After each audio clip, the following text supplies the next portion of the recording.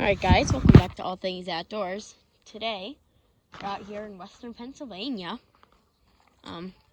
Be checking out some of the cool stuff around here. Lots of things to see and do. Anyway, first up here we have some goldenrod. Native to eastern North America. This plant can grow on roadsides, old fields, meadows, and certain types can grow in open forests and forest edges. Many types can grow on forest edges. Anyway, goldenrod is a very diverse family of plants. You can see here we have the kind that is pretty common. I believe it is called Canada goldenrod, but I'm not sure. It could be another type. I'll have to do a double check on it. So yeah, probably announce that in the next video.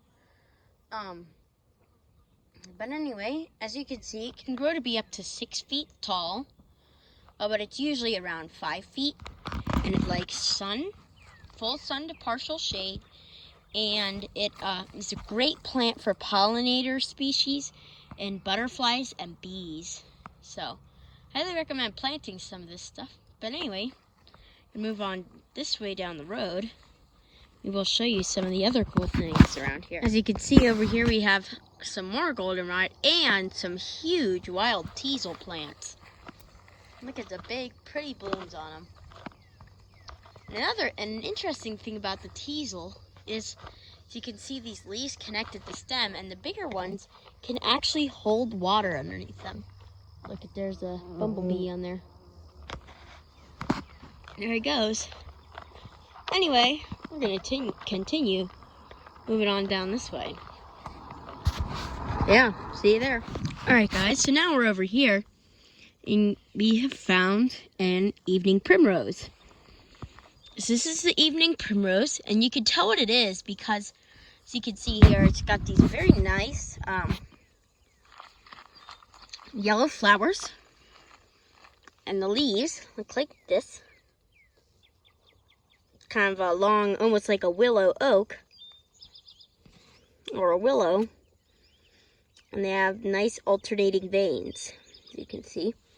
It's a very tough woody stem at the base, and it progressively gets softer as you go up, and these can get really big. This is a really small one. These can get to be up to, I think, around 4 or 5 feet tall, and they almost look like a shrub when they're fully grown. We have some at home, and I'll show you them.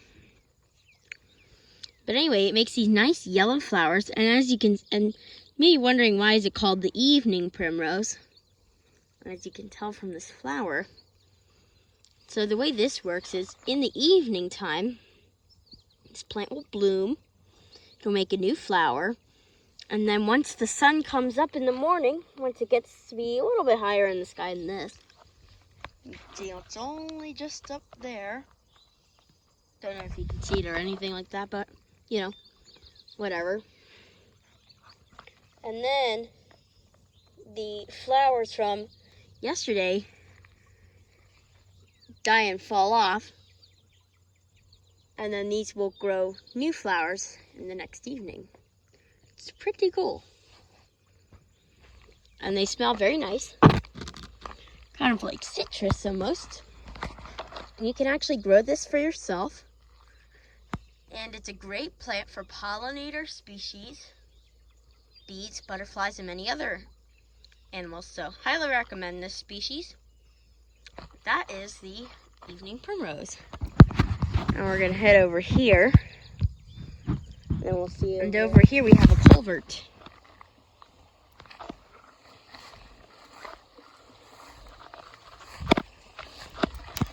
Plastic culvert. We're not going to go all the way down there because it's pretty deep. But that's the culvert. Check the other side.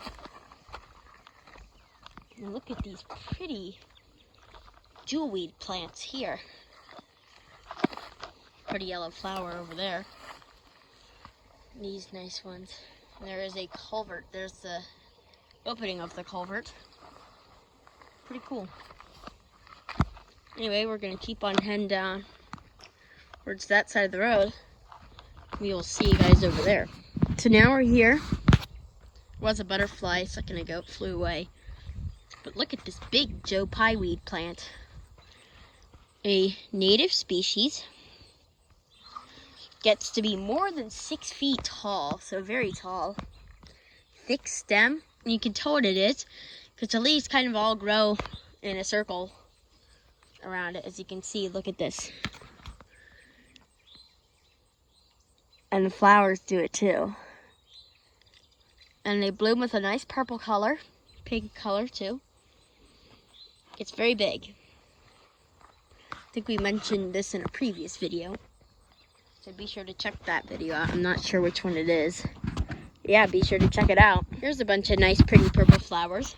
I mentioned these in another video, so be sure to check that video out. I believe it's the same video that I mentioned the, what was it, the,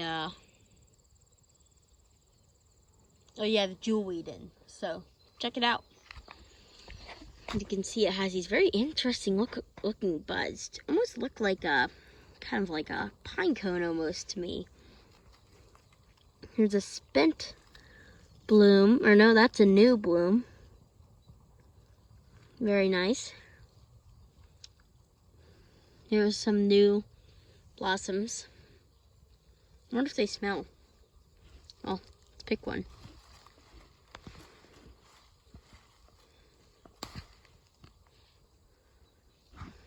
They don't really have a smell to them.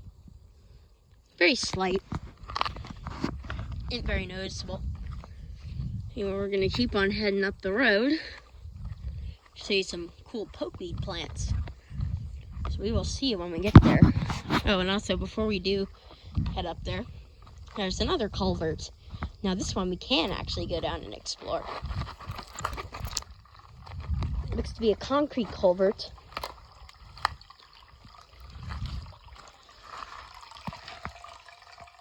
Typical concrete culvert with, oh wait a second, it's not a typical concrete culvert. So look at this. So you can see how it's this big metal section in there too. So I bet this culvert was getting inspected. They found something wrong with it and they did not want to replace the entire culvert. So instead, they put a metal sleeve in it. Pretty cool. Here's where it comes out. Looks like it's all busted up at the end. Staghorn sumac there. Very pretty.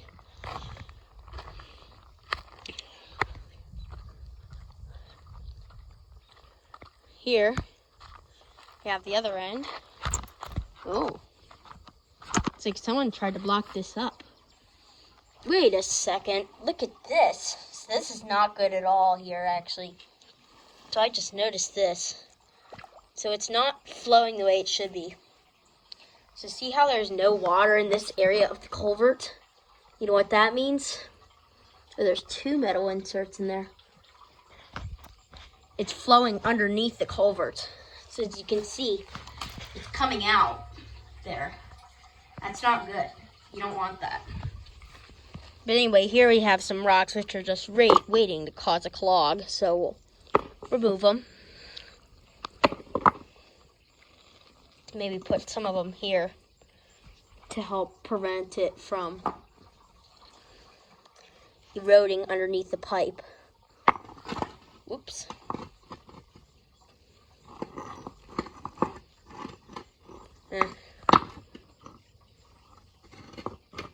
That'll work. Put another one there. See now, hopefully that'll help prevent erosion underneath the pipe. The water is going to be flowing under there because there isn't much rain here, but hopefully it'll slow down the erosion until somebody can come out here and fix it. I'll look at the water coming out of the ground here. Anyway, we're going to keep on heading up that way. This end is not busted up. Anyway, we're going to keep on heading that way. See you there. Alright, so now we're over here at this cliff. As you can see, it's got some plants on it. Mostly made out of dirt. Probably some rocks deeper underneath it. Probably about a foot down. Topsoil is kind of thin here. It's not too badly thin, but it's pretty thin. It's not very deep.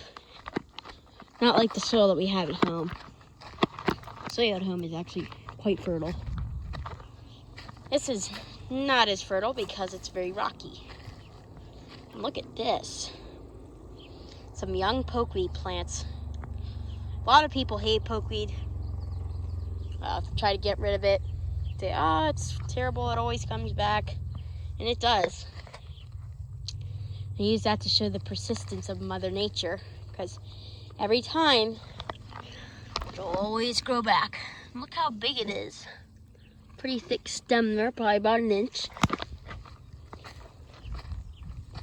Here we have a bunch up here too. Here's a little plant of pokeweed, 2 of them. Here we have a real, oh, there's a gopher hole. Look at this, really big pokeweed. And this stuff can be up to 10 feet tall. Imagine having 10 feet of this. It's often planted as an ornamental plant. It is highly toxic, so do not eat it. As you can see how thick the stem is. It's probably about 1.5 inches. Very big. It's like a tree, like a little tree almost. Nice white flowers. And later it'll make berries, which will turn kind of a dark blue color. Here's some more really big pokeweed plants. Here's some unripe berries. And I will say, all parts of this plant are toxic, so do not eat it. It's toxic, but it is a very cool plant. I will say that. Absolutely love it. I will be planting some at home. So, I already found a seedling of it. Got growing. Put it in a bottle of water. Pulled it out from our garden. Usually pull them out as weeds, but I discovered how much I like pokeweed. So I pulled it out and stuck it in a bottle of water so that it can, you know, get some water in it, strengthen the roots up a little bit. Then we can plant it in the ground. It'll hopefully thrive very well. Oops, sorry. Wonky camera angle there. But anyway, it's gonna be about, oh, actually, look at this before we go. Here's a pretty big pokeweed plant too. Get the big purple stem on it. Very cool. Big leaves. But anyway, it's gonna be about all for today's video. So once again, be sure to like, subscribe, and turn on notifications. Be sure to put that down in the comments below saying that you did that for a shout out. And we will see you guys on the next adventure. Here we have a small plastic culvert. Little one. We're not going to go down there on this side because it's muddy. We will come up on this side. And as you can see, there's the iron oxidizing bacteria that we showed in a previous video. Pokeweed plant. We're there. And yeah, it's just a small plastic culvert. I'm going to keep on heading up this way.